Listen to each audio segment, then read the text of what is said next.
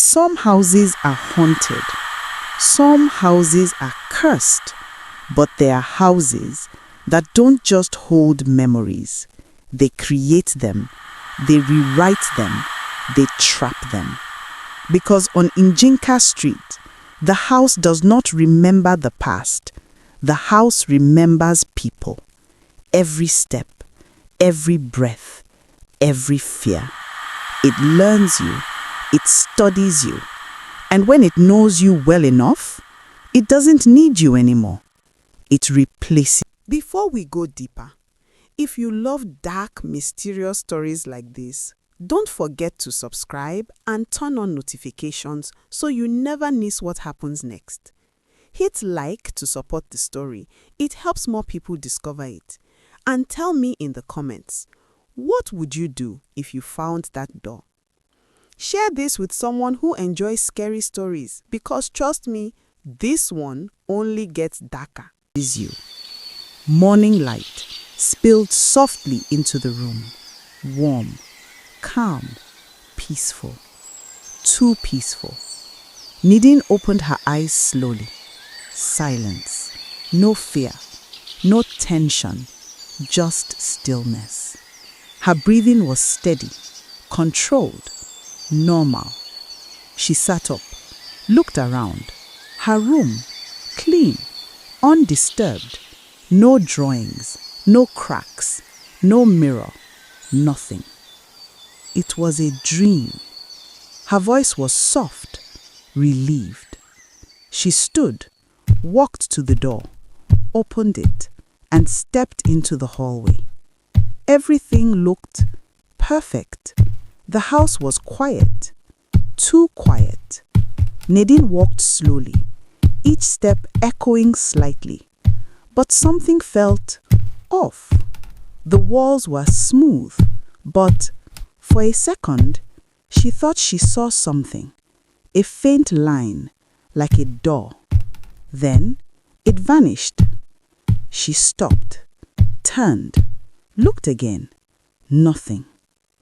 I'm just tired. She continued walking. But behind her, something moved. Not fast, not loud, just enough. Outside, in Njinka Street, bright, alive, people walking, talking, normal. A woman passed Nadine, smiled. Good morning. Nadine forced a smile back.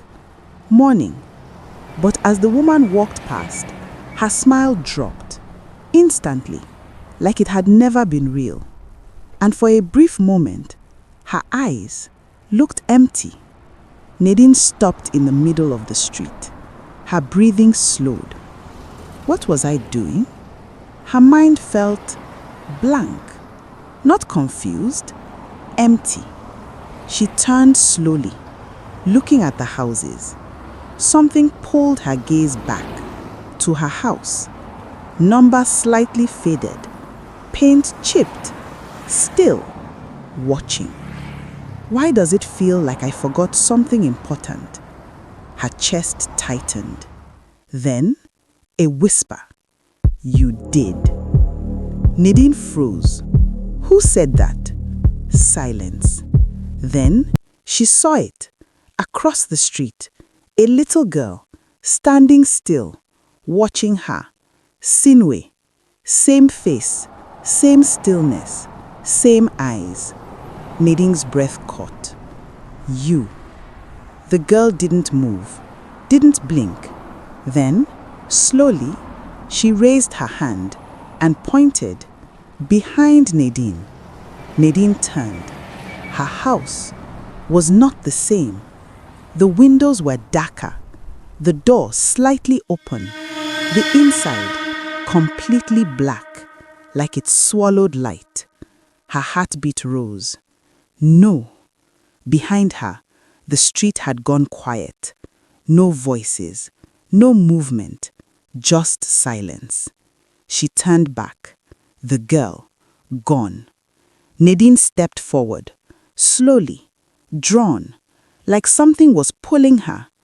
The closer she got, the heavier the air felt.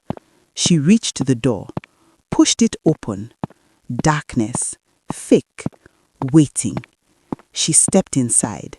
The hallway stretched longer than before. The walls, covered again. Drawings, but different. These were clearer, sharper, more detailed. They showed people, many people, standing inside the house. All of them smiling, but their eyes were wrong. Nadine stepped closer, her breath trembling. Who are they? Then she saw it.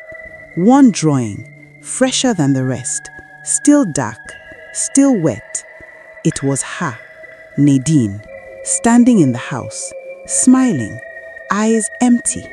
And behind her, the child, hand resting gently on her shoulder, like she belonged there, like she had always been there. Nadine stepped back, shaking.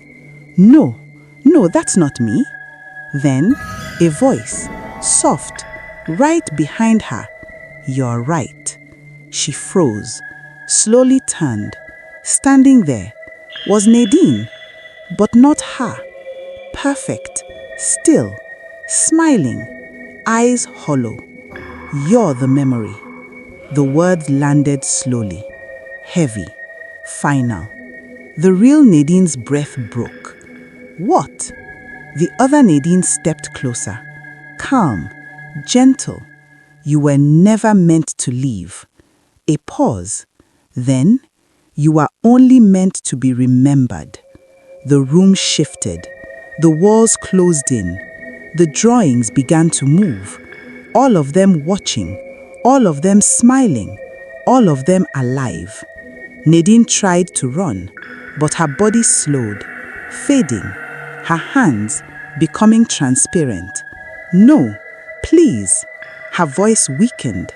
The other Nadine stood still, watching, unmoving, as the real Nadine began to disappear.